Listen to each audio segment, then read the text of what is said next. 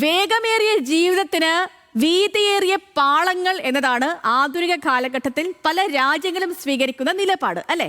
നമുക്കും അത് തന്നെയാണ് ആവശ്യം. എന്നാൽ മറ്റ് പല സംസ്ഥാനങ്ങളും റെയിൽവേ വികസനത്തിന്റെ കാര്യത്തിൽ ശരവേഗത്തിൽ കുതിക്കുമ്പോൾ കേരളത്തിന്റെ സ്ഥിതി മറിച്ചാണ്.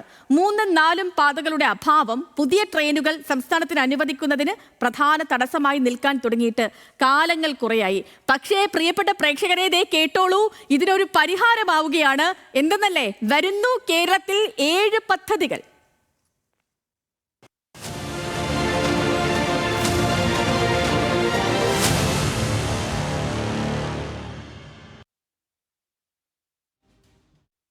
അപ്പോൾ നമുക്ക് പരിശോധിക്കാം ഏതൊക്കെയാണ് ആ 7 പദ്ധതികൾ എന്നുള്ളത്.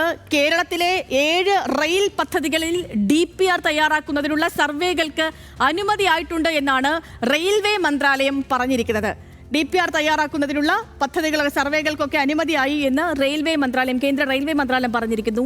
ഇനി മണിക്കൂറിൽ എങ്ങനെയാണ്? മണിക്കൂറിൽ 160 കിലോമീറ്റർ വേഗതയിൽ കൂടുതൽ റെയിൽവേ ഗതാഗതം സാധ്യമാക്കുന്നതിനായി DPR തയ്യാറാക്കാനുള്ള സർവേകൾക്കാണ് നിലവിൽ കേന്ദ്ര റെയിൽവേ മന്ത്രാലയം അനുമതി നൽകിയിരിക്കുന്നത്. ഇത് റെയിൽവേ മന്ത്രാലയം തന്നെ ഒരു വാർത്താക്കുറിപ്പിലൂടെയാണ് അറിയിച്ചത്.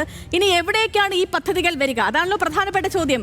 നോക്കൂ, നാഗർകോവിലിനും മംഗളൂരുവിനും ഇടയിലാണ് 7 പദ്ധതികൾ വരുന്നത്. അതുകൊണ്ട് തന്നെ കേരളത്തിന് ആകെ ഗുണം ലഭിക്കുമെന്ന് മാത്രമല്ല, മറിച്ച് കേരളത്തിലെ ട്രെയിൻ യാത്രകളുടെ ആകെ സ്വഭാവം തന്നെ മാറുന്നതിനാണ് സമീപ ഭാവിയിൽ തന്നെ നമുക്ക് സാക്ഷ്യം വഹിക്കാൻ കഴിയുക എന്നും കേന്ദ്രം പറയുന്നുണ്ട്. ഇനി ഏതൊക്കെയാണ് ആ പദ്ധതികൾ എന്ന് ചോദിച്ചാൽ, ഒന്ന് നാഗർകോവിൽ തിരുവനന്തപുരം. അതായത് ഇത് നാഗർകോവിൽ തിരുവനന്തപുരം 71 കിലോമീറ്ററാണ് ഈ പാത വരുന്നത്.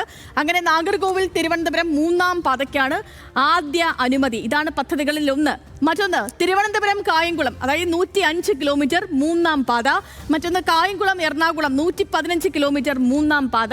കഴിഞ്ഞിട്ടില്ല. ഈ കായംകുളം എറണാകുളം അത് കോട്ടയം വഴിയാണ് പോകുന്നത്. 105 കിലോമീറ്റർ വരുന്ന പാത വരുന്നത്, 115 കിലോമീറ്റർ വരുന്ന പാത കോട്ടയം വഴിയായിരിക്കും അതിന്റെ റൂട്ട് വരുന്നത്. ഇനി അടുത്തത് തുറവൂർ അമ്പലപ്പുഴ 46 കിലോമീറ്റർ പാത.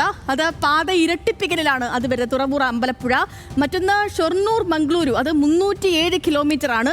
3-4 പാതകൾ അതിൻ്റെതും വരുന്നുണ്ട്. ഇതൊക്കെയാണ് പ്രധാനപ്പെട്ട പാത. ഇതിന് ഒപ്പം തന്നെ ഉള്ളതാണ് കോയമ്പത്തൂർ ഷൊർണൂർ 3-4 പാതകൾ, ഷൊർണൂർ എറണാകുളം പാത എന്നിവയും ഇതിൻ്റെ കൂട്ടത്തിൽ വരുന്നതാണ്.